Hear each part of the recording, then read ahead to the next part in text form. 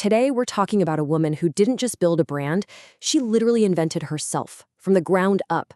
She designed her own life, and in the process, she completely changed fashion and the world forever. So, let's get into how she did it.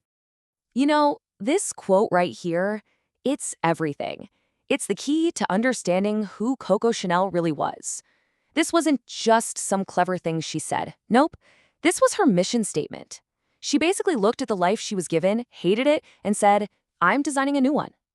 So let's start at the beginning, because before there was Coco, the global icon, there was just Gabrielle, a little girl living a life that was, well, a world away from the one she'd eventually create. And this really lays it all out, doesn't it? On one side, you've got Gabrielle. Orphan. Impoverished. Abandoned. That was her reality. And on the other, Coco. Inventor.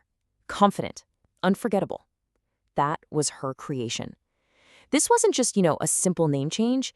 It was a complete and total reinvention of a human being. I mean, her childhood was just brutal. She was born into poverty, and then when she was only 12, her mother died. And her father? He just left, abandoned her and her siblings. So she ends up in this really cold, strict, gray orphanage run by nuns. But it's in that silent place that she picks up 3 things that would change everything: discipline, an appreciation for simplicity, and, crucially, how to sell. Okay, so the minute she turns 18, she's out of that orphanage, and the hustle begins. She's a seamstress by day, but at night she's singing in these little bars, which is actually where she gets the nickname Coco. She eventually gets some financial help from a wealthy lover who really believed in her, and boom, 1910, she opens her first hat shop. And just think about this. By 1926, she's introducing the little black dress, literally turning the color of mourning into the ultimate symbol of chic. So what was her big idea, her revolution? It was actually super simple. She saw women everywhere stuffed into these painful corsets and weighed down by heavy fabrics, and she just thought, why? Why does being elegant have to hurt? She realized she wasn't just making clothes. She was selling freedom, independence. And you can see that rebellious streak in everything she did, especially her choice of fabric. She started using jersey. Now, you have to understand, at the time, jersey was basically used for men's underwear. Other designers literally laughed at her. They called it cheap, poor. But she didn't care. She saw that it was comfortable, that it let women move. She was all about freedom, not tradition. And this right here, this quote says it all. Luxury must be comfortable. It's so simple, but so profound. For her, luxury had nothing to do with how much something cost or how ornate it was. It was all about how it made you feel. And if you couldn't move, if you weren't comfortable, then it wasn't luxury. End of story. Okay, but this isn't a simple fairy tale. Not at all. Because right when she's at the absolute peak of her power, World War II breaks out in Europe. And this is where the story takes a very, very dark turn. Yeah, this was an icon's darkest hour. It's a really complicated and messy part of her life. And honestly, the questions about what she did during the war, they followed her legacy ever since. So here's what we know. When the war started, she shut down her shops. During the Nazi occupation of Paris, she got involved with a high-ranking Nazi intelligence officer. But even worse, she actually tried to use the Nazi Aryanization laws to take full control of her perfume business from her partners, who were Jewish. After the war, she was arrested for being a collaborator, but then she was released after just a few hours. And a lot of people think it was because her old friend Winston Churchill pulled some strings. So she got away with it, legally speaking, but she couldn't escape the court of public opinion. In France, she was now seen as a traitor, a complete outcast in the very country she had helped define. So what did she do?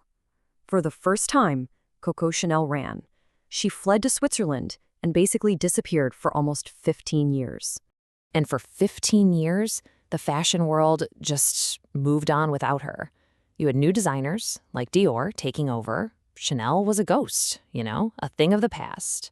But she wasn't finished. Not by a long shot. Get this, she's 71 years old. 71, an age when most people are long retired, right? That's when Coco Chanel decides, I'm going back. She's staging one of the boldest comebacks in history. She's going back to Paris to take back her name. And her big comeback show in 1954, it was a total disaster, at first. The French critics just ripped her to shreds. They called her collection old, irrelevant, a ghost from the past. She was devastated. But then something amazing happened. The Americans saw it, and they loved it. Magazines like Vogue and Life saw it for what it was, modern, fresh, and perfect for the new working woman.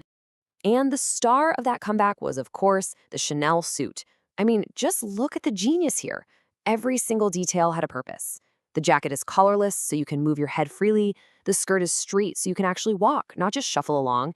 And it had real pockets. For Chanel, it was always about practicality. This wasn't just clothes. It was an emblem for the modern woman. And that's really why the comeback worked. It's why it lasted.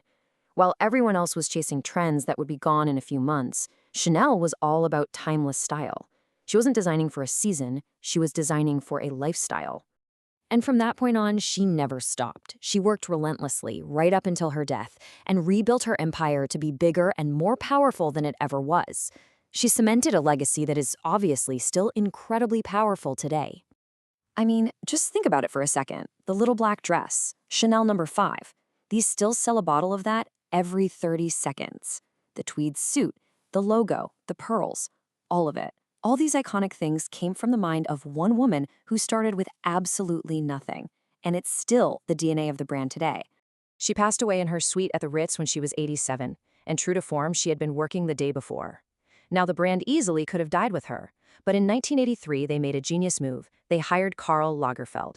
And he was brilliant because he didn't just imitate her. He took her vision and evolved it, making sure Chanel stayed relevant for whole new generations.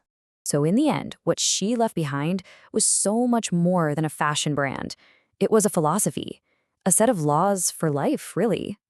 This idea that you can create yourself no matter your circumstances, a belief in discipline, and an absolutely unshakable faith in the power of hard work. Which brings us to a final, pretty big question. When you look at her whole life, the good, the bad, the ugly, the revolutionary, you have to wonder, did she design fashion, or did she actually design the modern woman herself? Was her greatest creation a dress, or was it the very idea of who a woman could be?